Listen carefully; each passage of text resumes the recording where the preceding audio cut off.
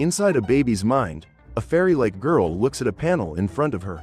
She touches a control and makes the child smile. Suddenly, a ball of light comes out of the display, and the little fairy pushes it through some gears, which triggers the system, and the child laughs even more.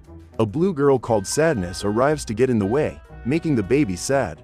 That place is part of Riley Anderson's mind, and the fairy is joy, one of the feelings that controls the girl's emotions. In the girl's mind, it is possible to create a new aspect of her personality through each memory. So the island of hockey, goofball, friendship, honesty, and family were made. Riley has a nice house and lots of friends, but she is forced to leave everything behind when her parents move to a new house in San Francisco. The girl is disappointed when she sees her new home for the first time. The family is interrupted when Bill receives a phone call and leaves the house.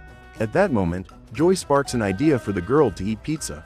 When she arrives at the nearest pizzeria, Riley realizes that there is only broccoli filling, the food she hates the most. When emotions place a memory on a happy family trip, sadness touches the memory and makes it sad. The next day, all the emotions are running high as it's Riley's first day at school. The train of thought appears and anger prepares to take only the good thoughts.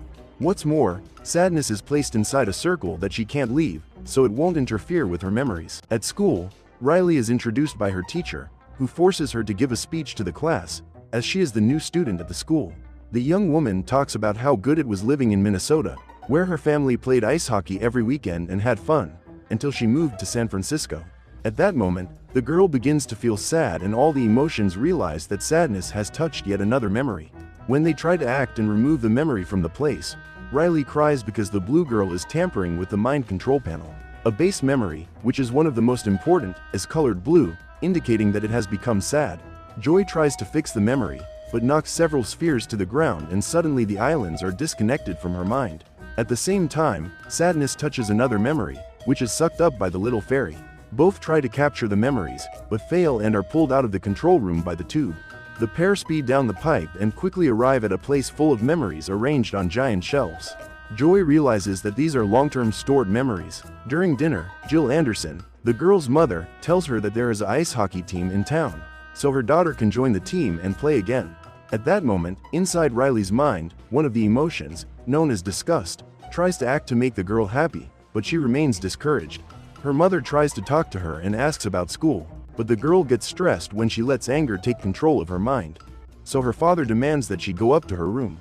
Riley is jealous of her friend because a new girl has joined the Minnesota ice hockey team. What's more, the new girl plays well. After the young Anderson receives this news, the island of friendship crumbles in her mind. After that, Joy comes across a pink elephant who has put various memories in a bag. The weird creature's name is Bing Bong, and he is Riley's imaginary friend. The elephant says he knows a shortcut to the control room and decides to guide the emotional duo there. The group must pass through Imagination Land as quickly as possible to catch their ride.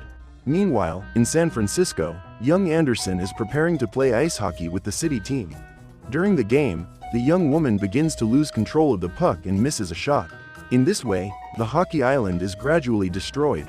In the girl's subconscious, Joy and her companions try to return and realize that everything is being destroyed by the metalworkers. At that moment, the train of thought stopped moving, as Riley began to doze off. Faced with the situation, Joy believes that they should wake her up through a dream, so the group heads to the sector. They enter one of the doors, where there are several people working in a dressing room. When the dream begins, an actress plays Riley's teacher and asks the girl to introduce herself to the class. Just then, Joy and Sadness enter the room in a dog costume and start barking. Even so, Riley is still asleep. Joy and Sadness manage to get into the place, where they encounter Riley's worst fears. The clown appears, causing the girl to wake up quickly. At the same moment, the train of thought starts moving, so Joy and her companions manage to catch a ride. In the control room, Anger decides to test his idea. He makes Riley search for bus tickets to Minnesota. Young Anderson sneaks into the kitchen and grabs her mother's credit card while she's distracted by the phone. At that moment, in Riley's mind, the island of honesty collapses, which causes the train of thought to plummet off the platform and fall close to the precipice. Joy realizes that they can climb up the pipe of memories. During the journey, the base of the pipe breaks in half and Joy plummets into the abyss along with Bing Bong. The little fairy remembers Bing Bong's rocket, so they start singing and find the car in the middle of the wreckage.